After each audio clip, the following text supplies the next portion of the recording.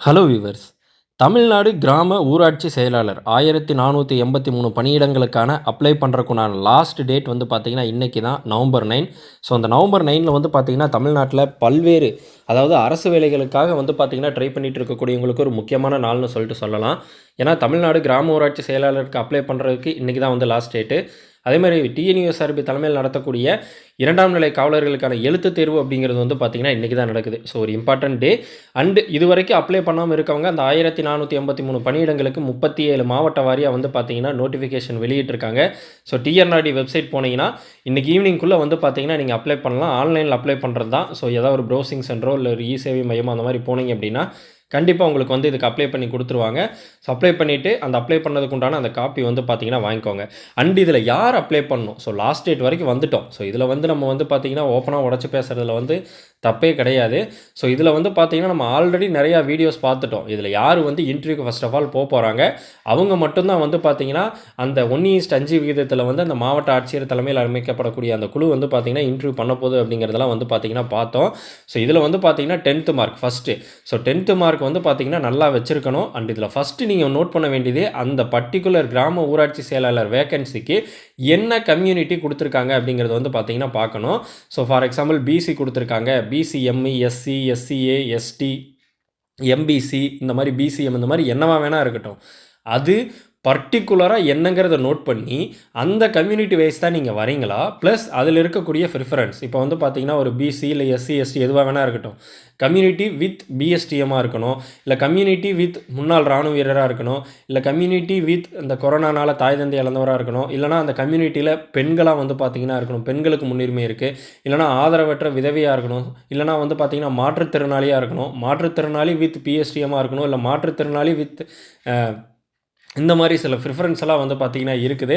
So அதெல்லாம் இருந்தால் மட்டும் அந்த பர்டிகுலர் வேக்கன்சிக்கு அப்ளை பண்ணுங்கள். அப்படி அப்ளை பண்ணாமல் ஒரு வேக்கன்சிக்கு 200 பேர் 300 பேர் அப்ளை பண்ணிங்கனாலும் அதுக்கு தகுதியான 5 பேரை மட்டும்தான் அவங்க வந்து பார்த்திங்கன்னா இன்டர்வியூக்கு கூப்பிட போகிறாங்க. ஸோ மொத்தமே இந்த 1483 பணியிடங்களுக்கு கிட்டத்தட்ட ஒரு 7000லேருந்து 8000 பேர் தான் வந்து பார்த்திங்கன்னா போகிறாங்க. அதுவும் மேபி இது வந்து ஸ்லைட்லி சேஞ்சஸ் இருக்கலாம். பட் இதுதான் வந்து பார்த்திங்கன்னா நிதர்சனமான உண்மை.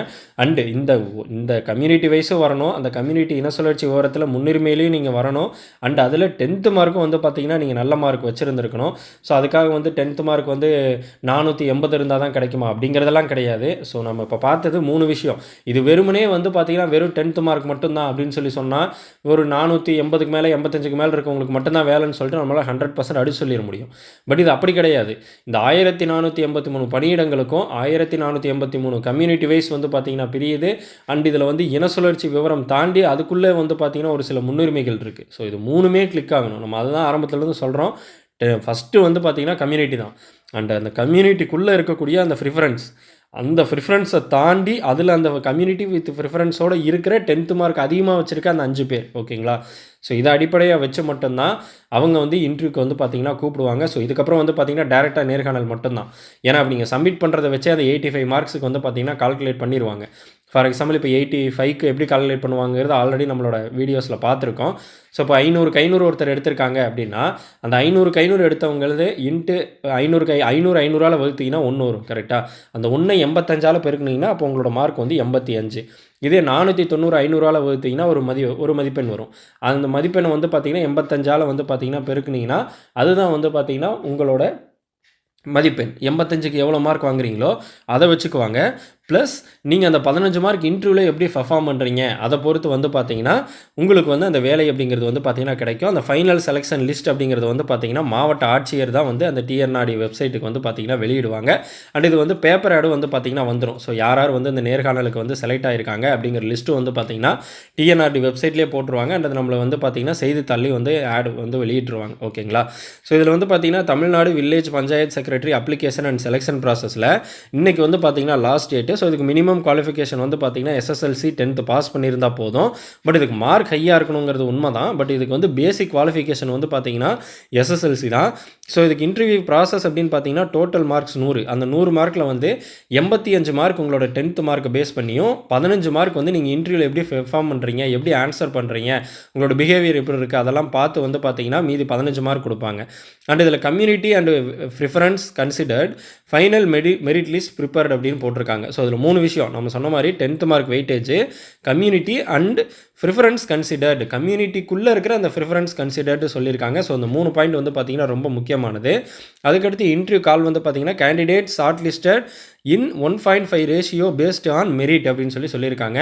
அண்ட் இதில் ஒரு சிறப்பு விதி இருக்குது அப்படிங்கிறது நம்மளுக்கு தெரியும். ஃபார் எக்ஸாம்பிள் ஒரு கம்யூனிட்டி கொடுத்துருக்காங்க, அந்த கம்யூனிட்டிக்கு ப்ரிஃபரன்ஸோ ஒரு வேகன்சி கொடுத்துருக்காங்க.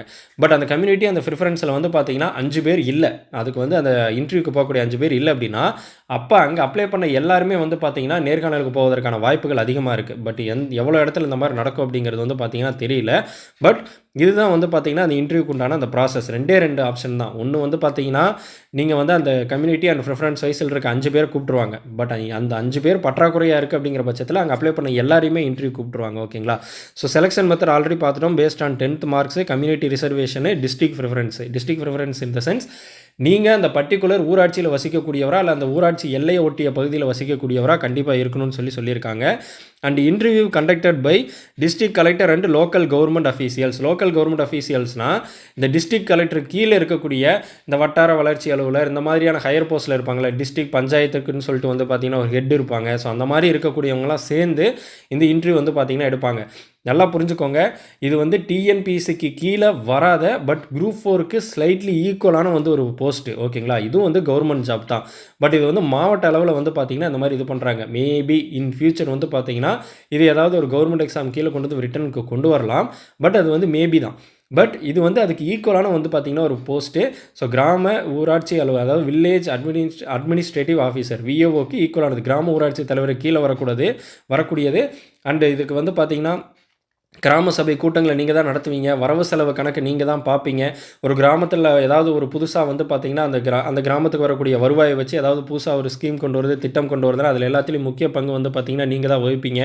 நீங்கள் இல்லாதப்போ வந்து பார்த்திங்கன்னா கிராம ஊராட்சி தலைவர் முழுமையாக அதை வந்து ஹேண்டில் பண்ணுவார். பட் நீங்கள் இருக்கும்போது 2 பேரும் கலந்து தான் வந்து பார்த்திங்கன்னா பண்ணுற மாதிரி இருக்கும். ஓகேங்களா? ஸோ எல்லாத்துலேயுமே நீங்களும் வந்து ஒரு பார்ட்டாக இருப்பீங்க. கிராம ஊராட்சியில் தலைவருக்கு அடுத்தபடியாக நீங்கள் தான் இருப்பீங்க. ஸோ கிராம ஊராட்சி தலைவர் அப்படிங்கிறவர் அரசியல் வழியில் தேர்ந்தெடுக்கப்படக்கூடியவர். கிராம ஊராட்சி செயலாளர் நீங்கள் வந்து பார்த்திங்கன்னா அரசின் மூலமாக வந்து தேர்ந்தெடுக்கப்படக்கூடியவர். அதுதான் மாவட்ட ஆட்சியர் தலைமையில் அமைக்கப்படக்கூடிய குழு வந்து பார்த்திங்கன்னா உங்களை இன்டர்வியூ பண்ணி இந்த வேலைக்கு வந்து செலக்ட் பண்ணுவாங்க. ஓகேங்களா? ஸோ இதுதான் வந்து பார்த்திங்கன்னா ஒரு ஃபுல் ப்ராசஸ்ஸு.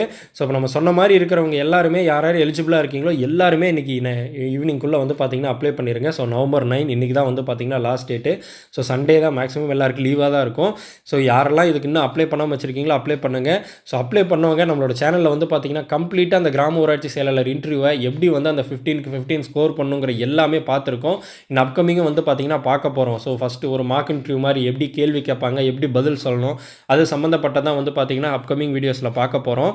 அண்ட் இந்த கிராம ஊராட்சி செயலாளர் மட்டும் இல்லாமல் இன்னும் பல்வேறு மாவட்டங்களில் கிராம உதவியாளர் வந்து பார்த்திங்கன்னா போயிட்டுருக்கு. அந்த ஈப்பு ஓட்டுநர், அதுக்கப்புறம் ஆஃபீஸ் அசிஸ்டண்ட், அந்த மாதிரியான பதவிகளும், ஜீப் டிரைவர் எல்லாமே வந்து பார்த்திங்கன்னா போயிட்டுருக்கு. ஸோ அதுவும் வந்து பார்த்திங்கன்னா நம்மளோட சேனலில் ரெகுலராக வந்து பார்த்திங்கன்னா வீடியோ போட்டுட்ருக்கேன்.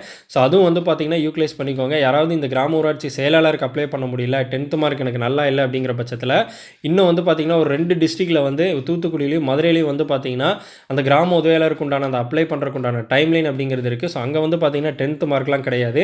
நீங்கள் ரிட்டன் எப்படி பர்ஃபார்ம் பண்ணுறீங்க, ரீடிங் எப்படி பர்ஃபார்ம் பண்ணுறீங்க, சைக்கிள் டெஸ்ட்டு இதெல்லாம் வச்சு உங்களை நேர்முக தேர்வுக்கு வந்து பார்த்திங்கன்னா எடுப்பாங்க. ஸோ அங்கே எவ்வளோ பேர் அப்ளை பண்ணாலும் அந்த பர்டிகுலர் கம்யூனிட்டி ப்ரிஃபரன்ஸில் இருக்க எல்லாருமே வந்து பார்த்திங்கன்னா அவங்க வந்து அந்த எழுத்து தேர்வு, வாசித்தல் திறனறி தேர்வுக்கு வந்து கூப்பிடுவாங்க. ஓகேங்களா? ஸோ இதில் அப்ளை பண்ணுறவங்களும் அப்ளை பண்ணுங்கள். இன்னும் அந்த 2 டிஸ்ட்ரிக்ட் பெண்டிங் இருக்கவங்களும் வந்து பார்த்திங்கன்னா அப்ளை பண்ணுங்கள். அந்த கிராம உதவியாளருக்கு பல்வேறு மாவட்டங்களில் வந்து பார்த்திங்கன்னா இந்த எழுதுதல், வாசித்தல் திறனறி தேர்வு ஸ்டார்ட் ஆயிடுச்சு. ஸோ அது சம்மந்தப்பட்ட ஒரு ஃபுல் வீடியோ நம்ம நெக்ஸ்ட் பார்ப்போம். ஸோ இந்த வீடியோ பிடிச்சிருந்துச்சு அப்படின்னா உங்களோட ஃப்ரெண்ட்ஸ்க்கு ஷேர் பண்ணுங்கள். நம்மளோட சேனலை கண்டிப்பாக சப்ஸ்கிரைப் பண்ணுங்கள்.